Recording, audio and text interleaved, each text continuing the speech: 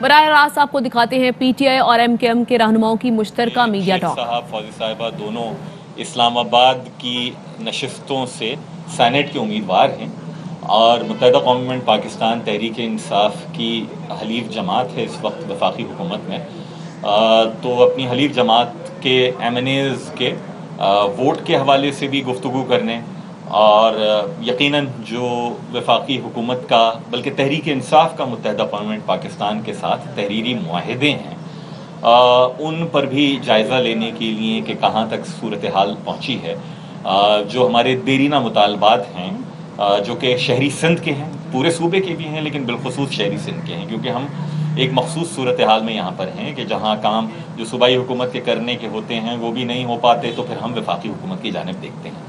یہ ساری کی ساری چیزیں تفصیل کے ساتھ زیر بحث آئی ہیں اور ہم نے بصد احترام گفتگو بھی سنی تحریک انصاف کے رہنماؤں کی، امیدواران کی، اور خاصی کچھ مثبت اس میں گفتگو بھی ہوئی ہے، تو وہ تفصیلات اگر آپ دریافت کریں گے تو ہم آپ کو بتا بھی دیں گے۔ ہم ان کو خوش آمدید کہتے ہیں اور گزارش کرتا ہوں کہ اگر شیخ صاحب یا اسد صاحب گفتگو فرمانا چاہیں۔ آئی تھنک ہماری طرف سے اسد صاحب جو ہیں وہ بات کریں گے۔ جی جیسے فیصل نے درمیان میں جیسے فیصل سزواری ابھی کہہ رہے تھے، ہم لوگ ساتھ بیٹھے اور ظاہر ہے سینٹ کے الیکشن کا معاملہ بھی اس گفتگو میں آیا، اور اس کے ساتھ ساتھ جو ہمارے مشترکہ جو ہدف ہیں اس کے اوپر جو ابھی تک پیش رفت ہوئی ہے، کہاں پہ مشکلات آ رہی ہیں، کہاں پہ پیش رفت ہوئی ہے، اس کا بھی جائزہ لیا گیا۔ اس کے ساتھ ساتھ اس کے فیصلے بھی کچھ کیے گئے کہ اور تیزی سے کام کیسے آگے لے جایا جا سکتا ہے، جن اہداف کے اندر کچھ تاخیر ہے تو وہ بڑی بھرپور جس طریقے سے ہمیشہ ہوتی ہے۔ مجھے تو اب عادت ہوتی جا رہی ہے، میں ہر چند ماہ کے بعد یہاں پہ آ جاتا ہوں، تو جیسے ہمیشہ بڑی ایک کھلے ماحول میں، جیسے 7 دوست جب بیٹھتے ہیں تو ہر چیز کے اوپر ایک کھلے ماحول میں بات ہوتی ہے۔ آج بھی ایسی بات ہوئی اور انشاءاللہ تعالی جتنی پیش رفت ہوئی ہے ہمارے مشترکہ اہداف میں، آگے اور مزید بہتری نظر آئے گی اور تیزی سے عمل ہوگا۔ میں ایک دو چیزیں جو ہے یہ ضرور اسپیسیفائی کر دینا چاہوں گا کہ صوبہ سندھ کے بحیثیت مجموعی اور شہری سندھ خاص کر کراچی کے بالخصوص مردم شماری 2017 کے حوالے سے جو تحفظات تھے اس پہ ہم نے تحریک انصاف کی حکومت آنے کے بعد اس کو پرزور طریقے سے اٹھاتے بھی رہے کہ یہ کسی منطقی انجام کی جانب پہنچے، اور چند ماہ قبل جو کابینہ کی کمیٹی کے فیصلے گئے جو کہ مشترکہ مفادات کی کونسل نے جس کو دیکھنا ہے کہ اس نے منظور کرنا ہے یا اس کو مسترد کرنا ہے، اس حوالے سے بھی ہماری خاصی سیر حاصل بحث ہوئی ہے، اور ہم یہ سمجھتے ہیں کہ تحریک انصاف بھی ہمارے اسی موقف کی حامی ہے۔ ان کا بھی یہی موقف ہے کہ کراچی کے بالخصوص مردم شماری کے حوالے سے بہت دیرینہ تحفظات ہیں، اس کو دور کرنے کے لیے خامیوں سے عاری ایک خامیوں سے پاک ایسی مردم شماری ہو کہ ملک میں جہاں جتنے لوگ رہتے ہیں ان کو گنا جائے، وسائل کی تقسیم اسی حساب سے ہو، دیگر تمام کے تمام جو کوٹا ہیں وہ اسی حساب سے آنر کیے جا سکیں۔ تو ہم نے پچھلی دفعہ بھی اسد عمر صاحب تشریف لائے تھے تو یہ گزارش کی تھی کہ وفاقی حکومت مشترکہ مفادات کی کونسل میں اپنی سفارشات بھیج رہی ہے، کیا ہی اچھا ہو کہ وفاقی حکومت ایک قدم آگے بڑھ کر، یقیناً وہ فیصلہ تو مشترکہ مفادات کی کونسل کا مینڈیٹ ہے، لیکن وفاقی حکومت ایک قدم آگے بڑھ کر آنے والے بجٹ میں جو نئی مردم شماری کی تجویز ہے اس کے حوالے سے خاطر خواہ رقم مختص کرے، وہ جس پر یقیناً عمل درآمد تو مشترکہ مفادات کی کونسل نے ہی کرنا ہے۔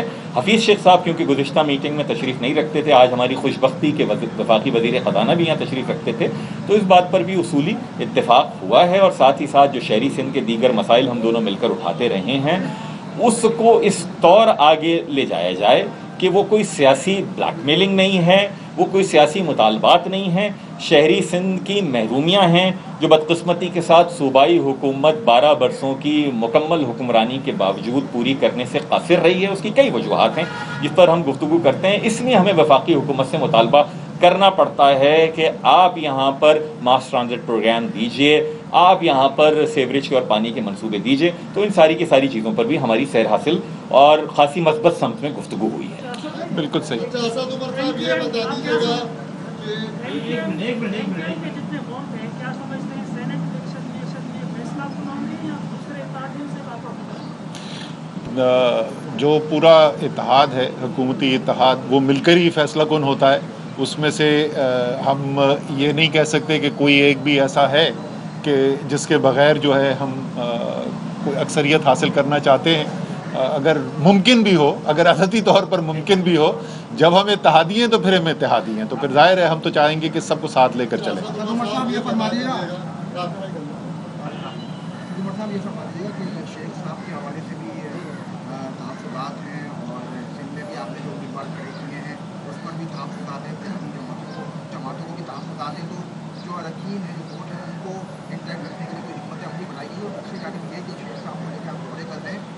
पंजाब में भी दौरे हो रहे हैं, जहाज फिर से उड़ना शुरू हो गया, उनके हवाले से क्या इतलात है, क्या वाकई वो सेनेट के हवाले से कोई काम कर रहे हैं? जहांगीर तरीन साहब, अच्छा, पहली जी फैसल वाडा साहब के खिलाफ जो लोगों ने, आपके पार्टी के लोगों ने जो है मुखालफत की, पीपल्स को टिकट देने के लिए मस्जिद है, खान साहब कहते हैं एनआरओ नहीं दूंगा। अभिषेक साहब जो मोहतरम जो है पीपल्स पार्टी के ऊपर वज़ीर ख़जाना थे, आप उनको पहले मुशीर बनाया, वज़ीर बनाया, आप सेनेटर बनाने जा रहे हैं, तो क्या ये एनआरओ नहीं?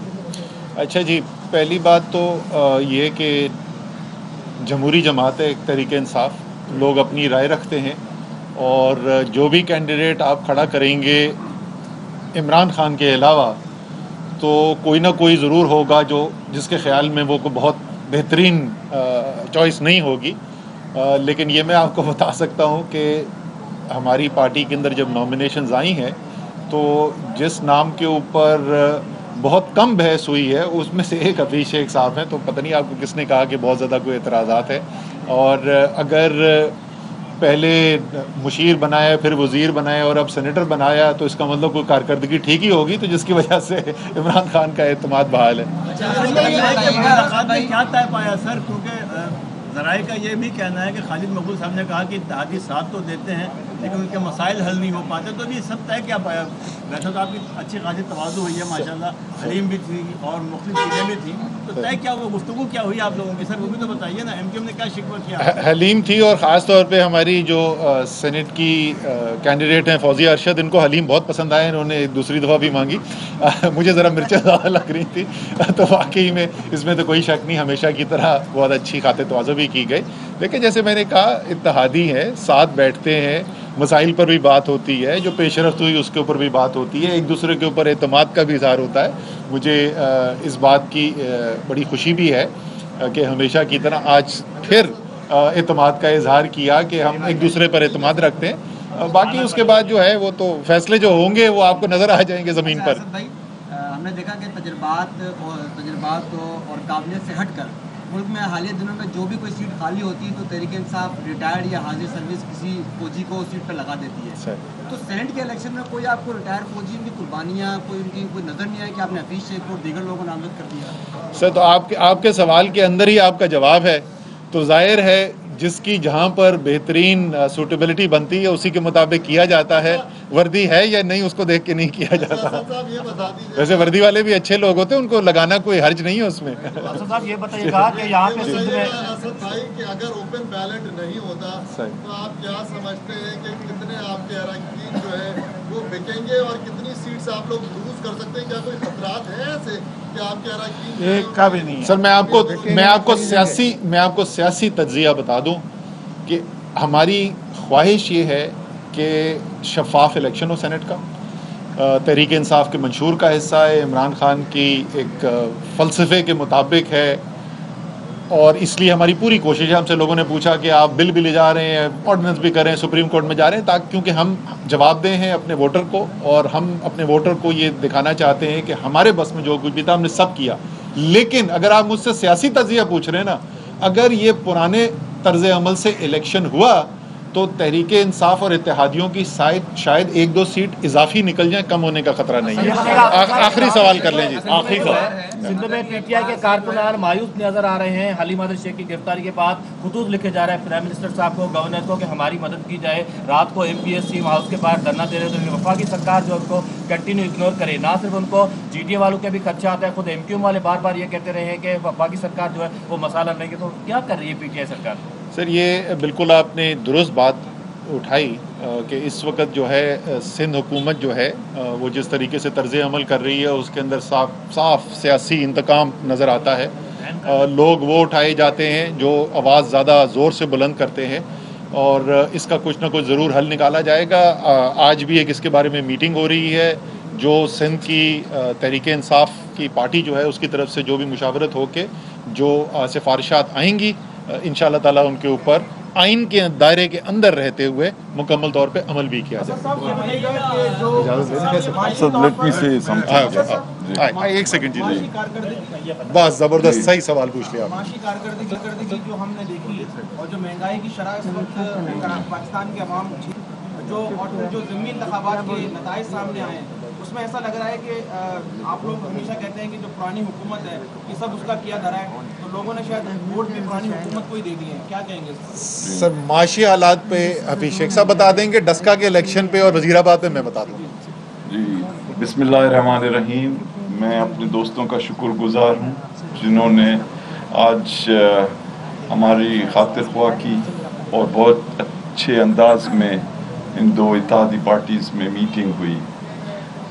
सबसे पहले मैं ये कहूँगा कि ये इलेक्शन इसमें बहुत इंटरेस्ट लिया जा रहा है पूरे मुल्क में, लेकिन ये दो शख्सियतों के दरमियान इलेक्शन नहीं है। ये दो इत्तेहादी पार्टीज़ हैं, एक जानिब PTI और उनके इत्तेहादी और एक जानिब दूसरी पार्टीज़ और उनके इत्तेहादी।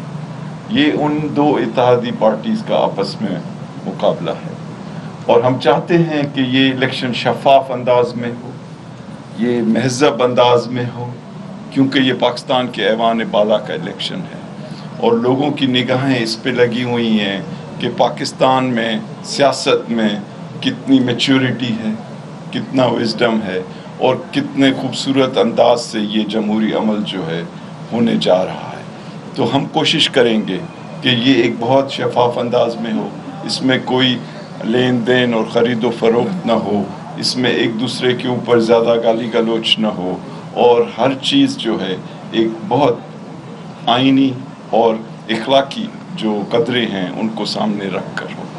दूसरी चीज़, जहाँ तक मईशत का ताल्लुक है, तो जब इमरान खान की हुकूमत आई तो एक ज़बरदस्त इक़्तिसादी बहरान था इस मुल्क में और पाकिस्तान के अंदर जो कर्ज़ों की तादाद थी तारीख़ी सतह पर थी और पाकिस्तान में पिछले जो 5 साल गुजरे थे उसमें एक्सपोर्ट्स के बढ़ने की रफ्तार 0 से भी कम थी और पाकिस्तान के अंदर जो फिस्कल डेफिसिट और ये तमाम चीज़ें थी वो ऐसी जगह पहुंच चुकी थी कि इमरान खान को IMF के पास जाना पड़ा। आपको पता है कोई भी हुकूमत IMF के पास खुशी से नहीं जाती। ये इस चीज़ का आपको एक तरह से प्रूफ है कि इतनी इक्तिसादी सिचुएशन तबाहकुन हो चुकी थी कि उनके पास जाना पड़ा और बड़े सख्त फैसले किए गए, ख़ास तौर से हुकूमती अखराजात को कम करने के लिए। और ये कम करने का सिलसिला कहाँ से शुरू हुआ? President house, prime minister house, cabinet, full secretaries, full generals, इन सब की अखराजात से टाइट करके कम करके किया गया और फिर टैक्सेस बढ़ाए गए उन लोगों पे जो कि साहिब हैसियत हैं, क्योंकि अगर पाकिस्तान टैक्सेस कलेक्ट नहीं करेगा अपने अमीर लोगों से तो जो लोगों के मुतालबात हैं, पीने का पानी, तालीम, सेहत, सेफ्टी, ये सब चीज़ें जो हैं हम पूरी नहीं कर सकेंगे।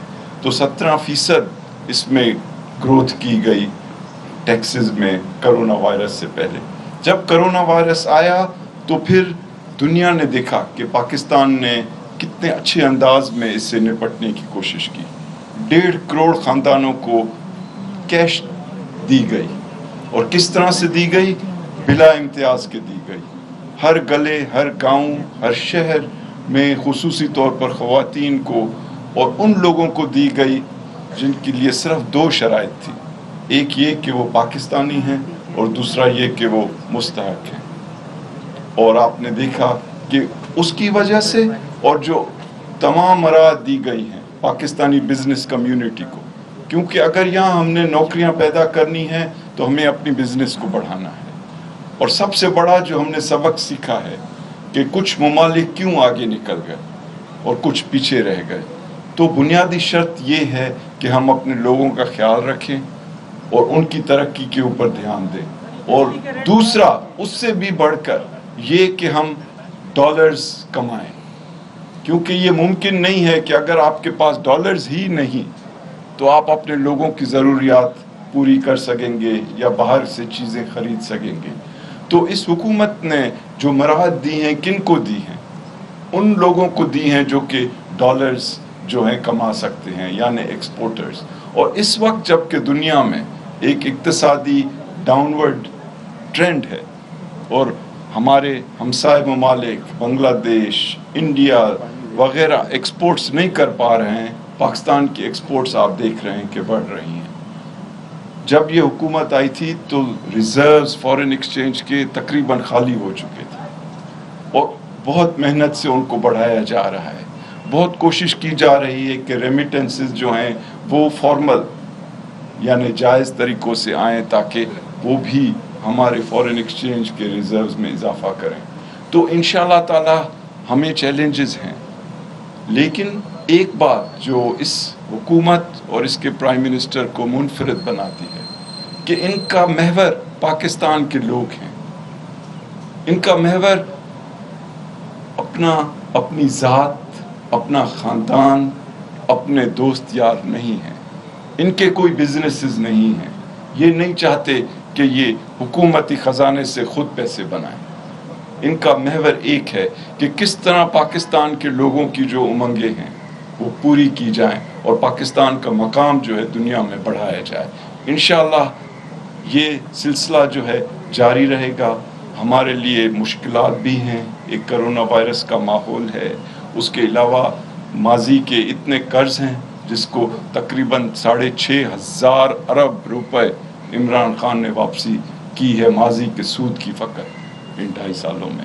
تو انشاءاللہ آگے چل کے ان مسائل سے نپٹا جائے گا اور بہتر انداز میں ان پہ قابو پایا جائے گا کیونکہ نیت اچھی ہے اور انشاءاللہ اس پہ thank you.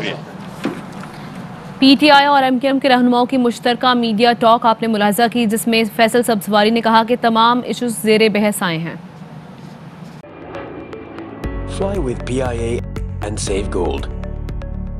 Register now. Scan QR code and register yourself to get gold and loyalty benefits.